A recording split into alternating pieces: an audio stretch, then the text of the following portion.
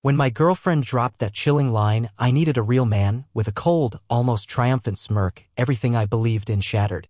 In that instant, the familiar comfort of our 3-year love story turned into a battlefield of hidden lies and unspoken betrayals.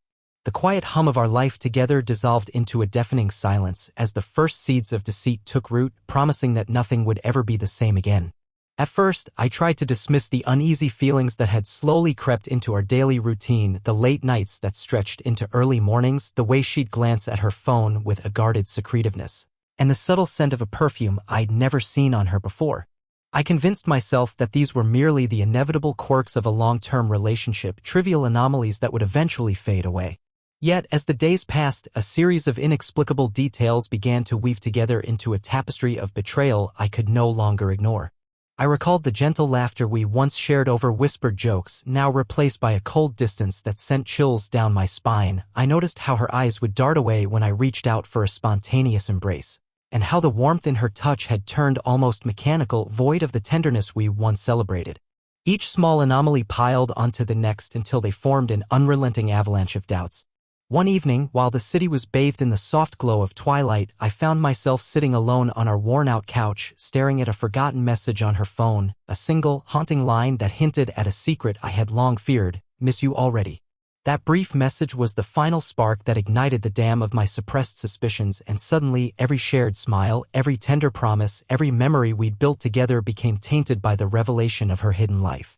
The betrayal was not loud or overt, it was insidiously quiet, eroding the very foundation of trust until nothing pure remained.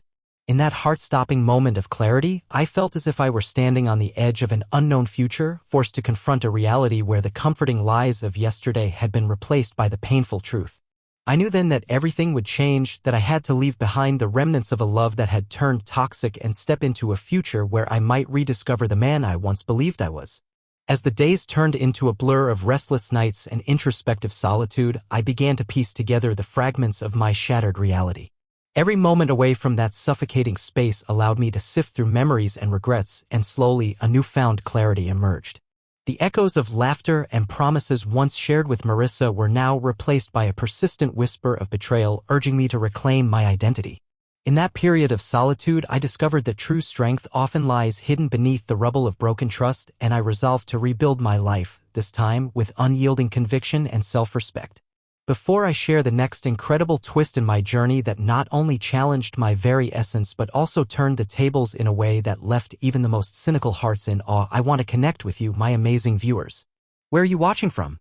Drop your country's flag in the comments below, and if you've ever had your world turned upside down yet found the courage to rise again, hit that like button because this story is about to take an even more unexpected turn.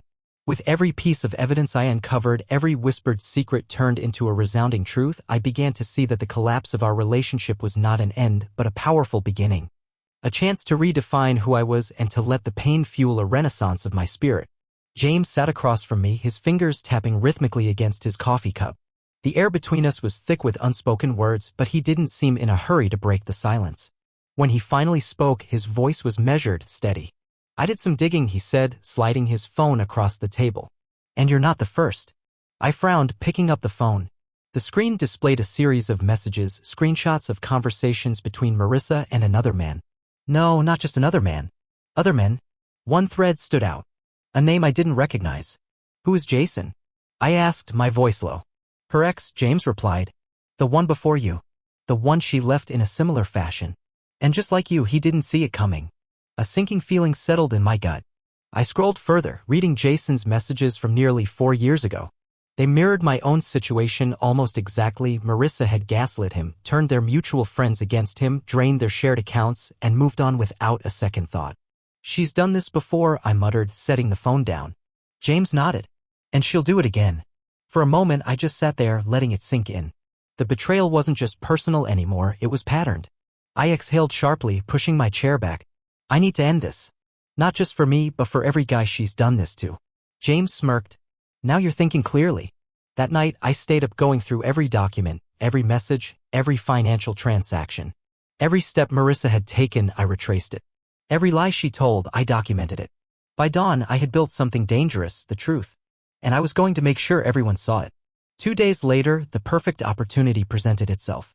Marissa and Ryan were hosting a celebratory dinner, a gathering of their closest friends, colleagues, and potential business partners.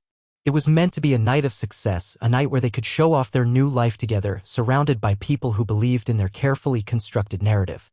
They had no idea that by the time the night was over, everything would come crashing down.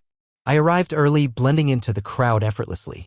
James was already there, watching from a distance, his usual smirk replaced with a look of quiet anticipation. He knew what was coming, and so did I. The evening started smoothly, with laughter and casual conversation filling the air. Marissa, ever the social butterfly, flitted between guests, charming them with her well-rehearsed stories about her new chapter in life. Ryan stood proudly beside her, basking in the attention, unaware that the foundation beneath him was about to crack. The first sign of trouble came when one of Ryan's investors checked his phone and frowned.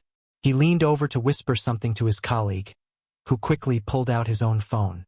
Within minutes, murmurs spread through the room like a slow-moving wave, curiosity turning into concern. Marissa and Ryan were too caught up in their own self-importance to notice, until the first person approached them directly. "Ryan," the man said, voice laced with skepticism, "is it true what's being said about your latest deals?" Ryan laughed, attempting to play it off. "What do you mean?" The man's phone screen lit up, displaying a forwarded email. Ryan's expression faltered as he read it. His grip on his champagne glass tightened. Marissa, sensing the shift, leaned in to look, her face drained of color. And then, as if on cue, the large screen behind them flickered to life. One by one, the truth was revealed in stunning clarity. Screenshots of Marissa's texts, her manipulations, her betrayals, flashed across the screen, paired with transaction records of the money she had siphoned from our shared account.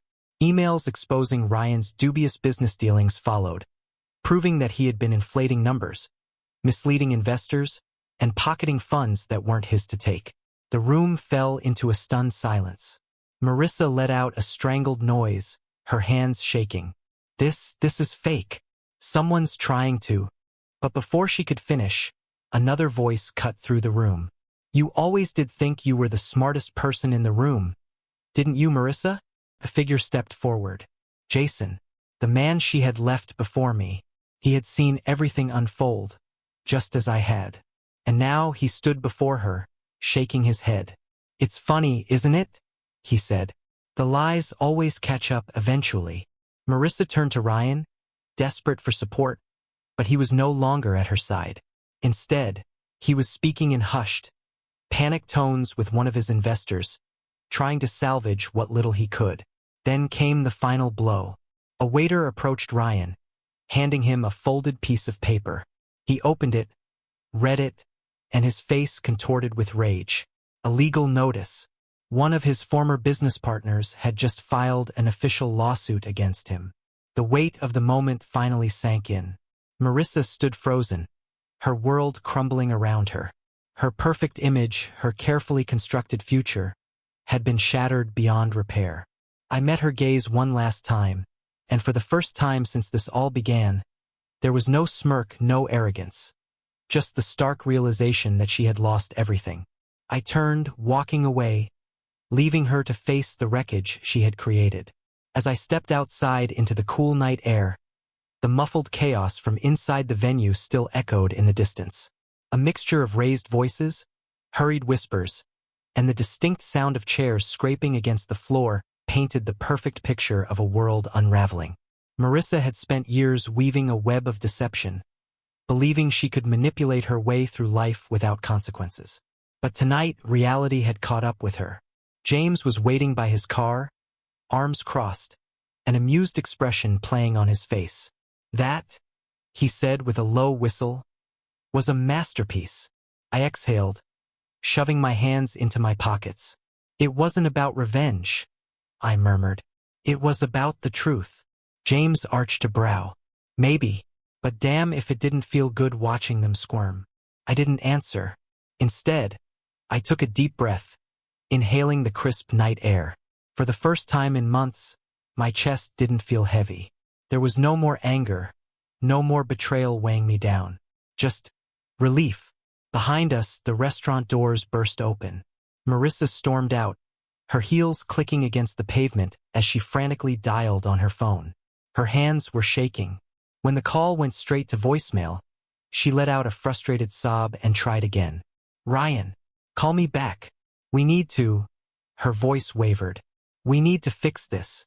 James and I exchanged a glance, but I didn't stop walking. She noticed me then, and something in her expression shifted. The arrogance, the superiority, it was gone. What was left was something much smaller, something almost desperate. "Michael." Her voice was softer now, pleading. "Please. You have to believe me.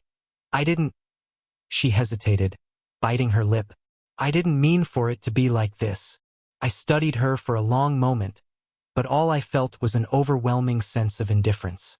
She had been so sure she was untouchable, that she could discard me and move on without a second thought. But now, she stood before me with nothing. No Ryan, no friends, no power. "You said I wasn't a real man," I said finally. "That I was pathetic, mediocre." Her lower lip trembled. "I was wrong." "No," I corrected.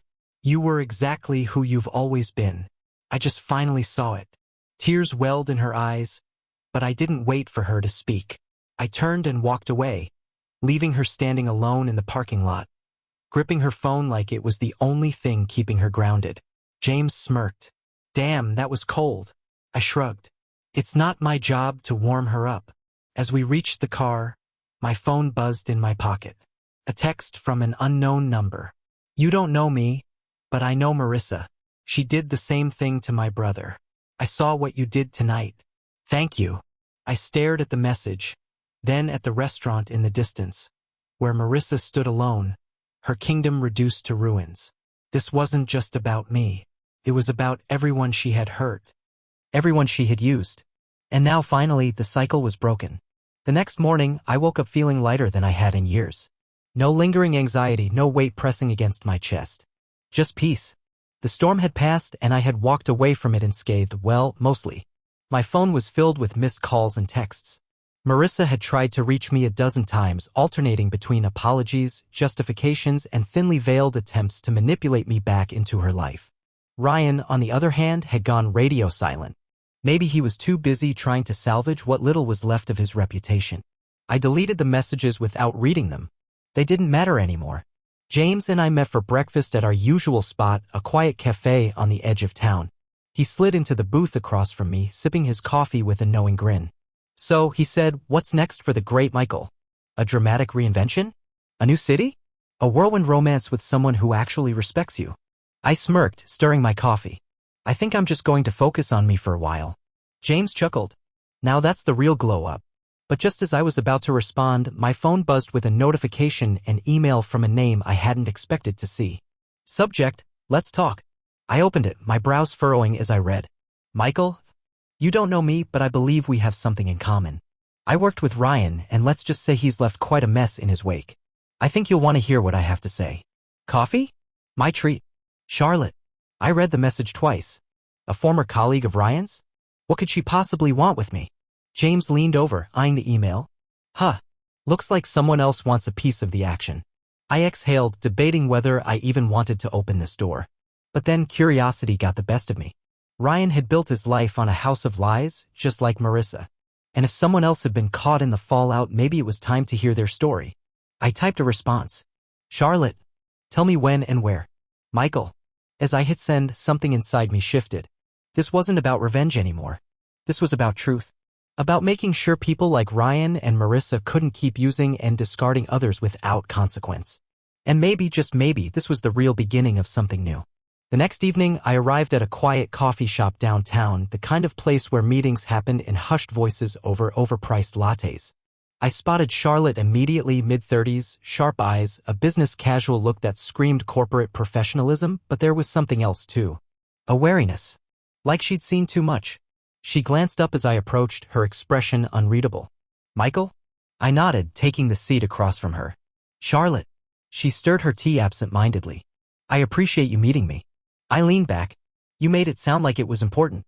She let out a dry chuckle. "That's one way to put it." She hesitated, then slid a folder across the table. Ryan's been playing dirty for a long time and I have the receipts. I opened it, scanning the documents. Expense reports, email transcripts, financial records. It was a goldmine of corruption. Ryan had been siphoning company money into personal accounts, using his position to manipulate promotions, and of course, there were several questionable interactions with female employees. I whistled low. And you got all this how? Charlotte sipped her tea. I was his assistant. At first, I turned a blind eye, thought it wasn't my problem. But then he started getting reckless. Treating people like they were disposable. Sound familiar? I exhaled. Yeah, too familiar. She tilted her head. He ever make you feel like you weren't good enough? Like you were beneath him? I thought about Marissa's words that night. I needed a real man. How Ryan had stood there, smirking, thinking he'd won. I clenched my jaw. Every damn time. Charlotte gave me a knowing look. That's his game. Control. Manipulation. He gets off on breaking people down. I flipped through the files again. So why come to me? Why not take this to HR? Or, I don't know, the police. Her lips curled into something that wasn't quite a smile. HR? Please. They're in his pocket. The police? Not yet. This needs to be strategic. And you? You're the only one who's ever publicly humiliated him. He's already spiraling because of what happened with Marissa. If you move now, we can finish this. I studied her. And what's in it for you? Her expression hardened. Justice. He ruined people's lives, Michael. He almost ruined mine. I want him held accountable. I leaned back, considering. This wasn't just about me anymore. This was about everybody Ryan had walked over on his way to the top. And if Charlotte was willing to burn it all down, maybe I was too. I closed the folder and met her gaze. All right, let's take him down. Maybe we've all had a moment like this, a time when we saw the truth too late or trusted the wrong people. But here's the thing, it's never really too late. The moment you decide you deserve better is the moment you start winning. So, what do you think? If you were in Michael's shoes, would you have done the same? Drop a 2 in the comments if you liked how this played out, or a 7 if you think it should have ended differently. And if the story hit home for you, smash that like button so more people can hear it. Don't forget to subscribe to Mr. HeartVibes for more stories that will make you think, feel, and maybe even see things a little differently.